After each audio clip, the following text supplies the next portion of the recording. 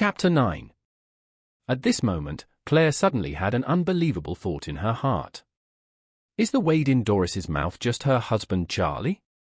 But after another thought, she felt it was too magical to be true. How could it be? Charlie is an orphan who grew up in a welfare institution. However, besides Charlie, who else in this world would treat her so well? 30 million is an extravagant hope, but the other party directly gave 60 million. She couldn't help but ask Doris, "Ms. Doris, may I ask, is your chairman's name Charlie?" Doris sighed in her heart. The young master had ordered not to reveal his identity, and could only say that his surname was Wade to the outside world. If this was guessed by the young lady, wouldn't she have to go back? So she hurriedly said, "Ms. Wilson, don't ask any more. Our chairman is behind Eastcliff's famous door. His identity is highly confidential and I have no right to disclose it." Claire nodded lightly, and after Doris said the famous Eastcliff family, she suddenly recovered. Charlie is an orphan, it can't be some Eastcliff famous door. It seems that she really thinks too much. When she came out of Doris's office, Claire was still dizzy. What she held in her hand was the 60 million cooperation agreement between the Wilson family and the Emgrand Group. All this is just like a dream. At the gate of the Emgrand Group, Claire saw Charlie's figure and ran up excitedly and said, "Charlie, I actually made it." Charlie smiled secretly in his heart. "Your husband is the boss of the Emgrand Group, how could you fail to talk about it?" However, he pretended to be surprised and said, "You can negotiate such a difficult project." "Wife, you are really amazing." Claire said, "Oh, this is not my great one, this is simply a gift from the Emgrand Group." "What?" Charlie asked deliberately, "Why do you say that?" Claire was afraid that she would say something about the chairman of the Emgrand Group, and Charlie would be jealous, so she hurriedly said, "Oh, this is a long story. Let's go to the company now and tell everyone the good news." Charlie laughed and said, "Okay.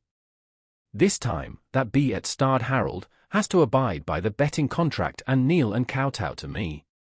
Claire nodded and said, "He usually has a high-level eye and no one is in the eye, so he should be taught a lesson." In fact, Claire also has her own temper. She wants that the people like Harold don't look down on her and her husband in every possible way.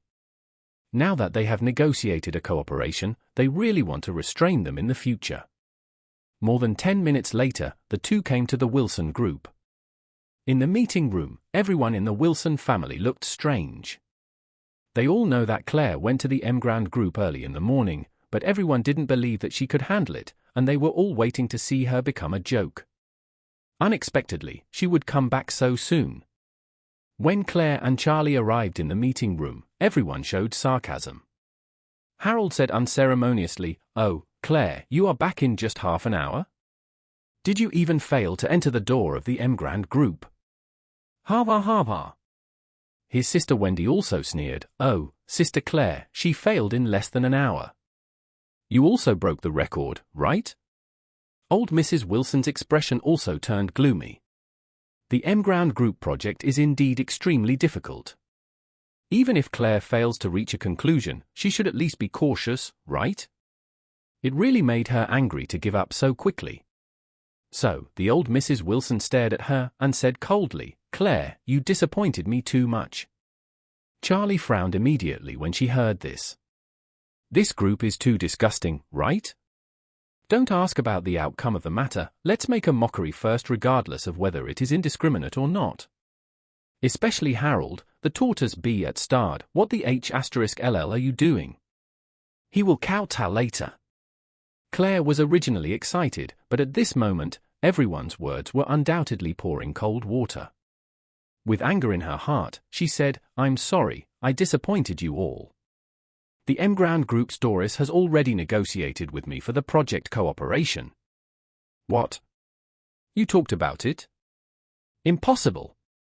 "How is it possible? You can't even see Doris's face." Everyone was stunned. "Claire, do you think we will believe it?"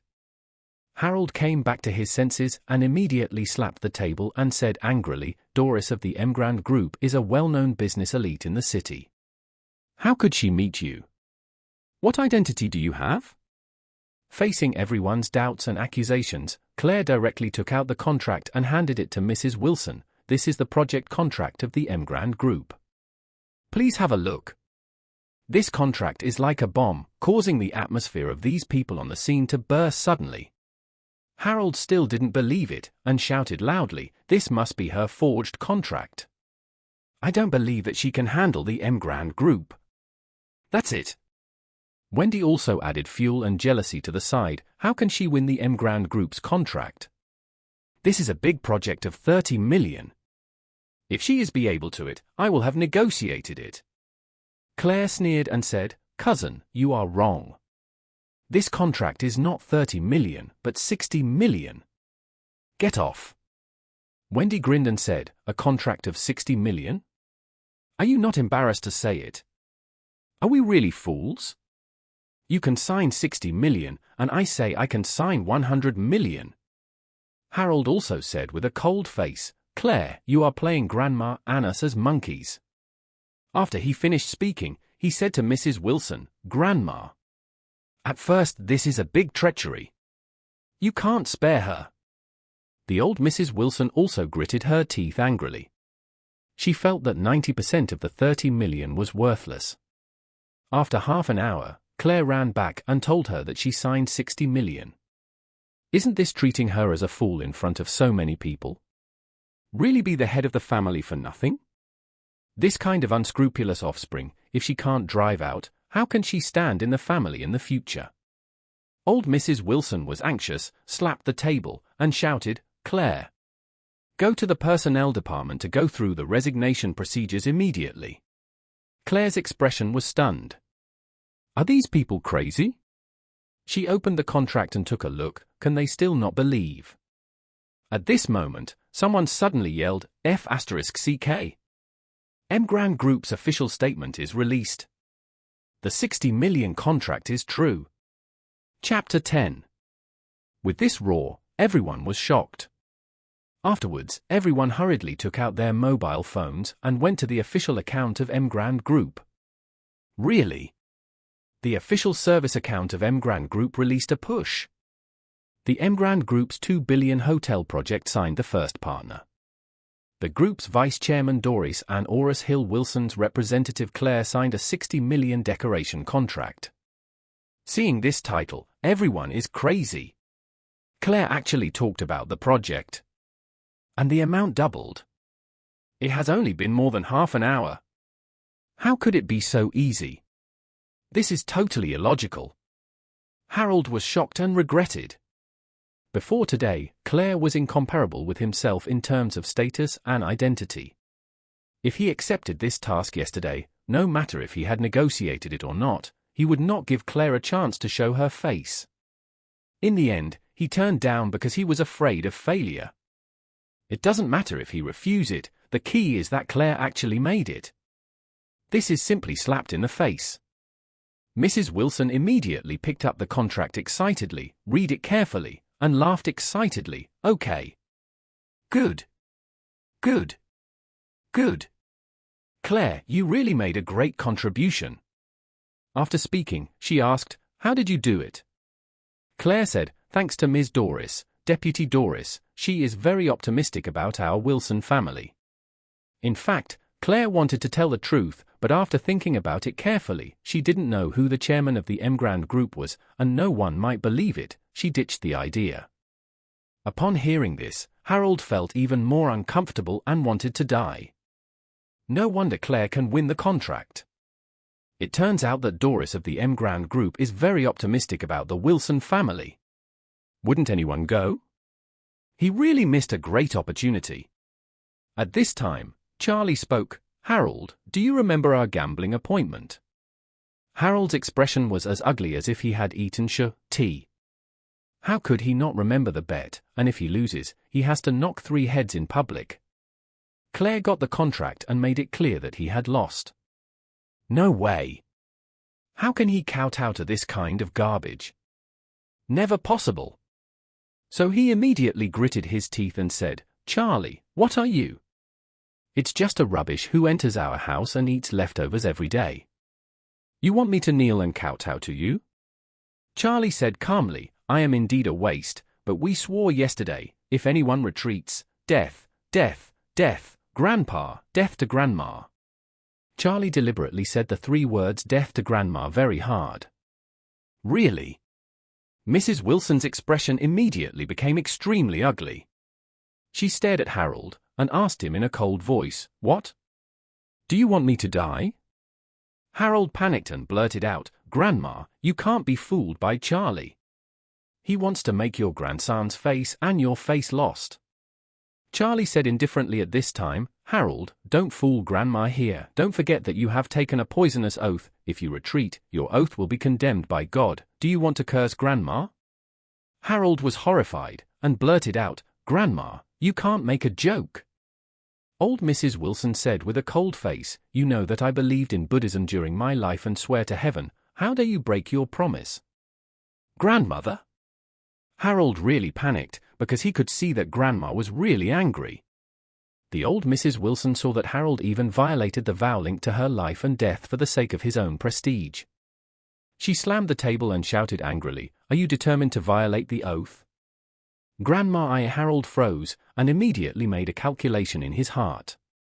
If he abides by the gambling agreement and kowtows to Charlie to admit his mistake, then he has lost face.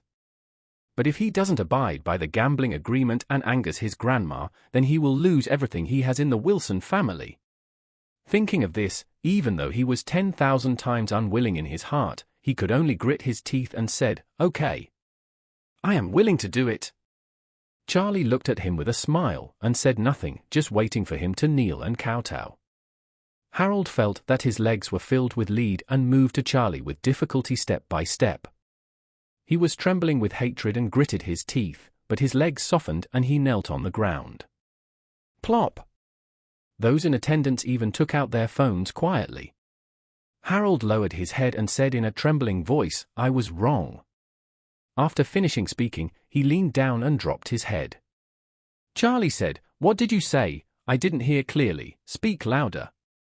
Harold endured the humiliation and kowtow again. I was wrong. Charlie sneered and said, Oh, it turns out that you were wrong. Where did you go wrong? Harold's heart for killing Charlie was all there, but there was one last head that didn't knock. So he just gritted his teeth and said, I shouldn't doubt Claire's ability to be wrong.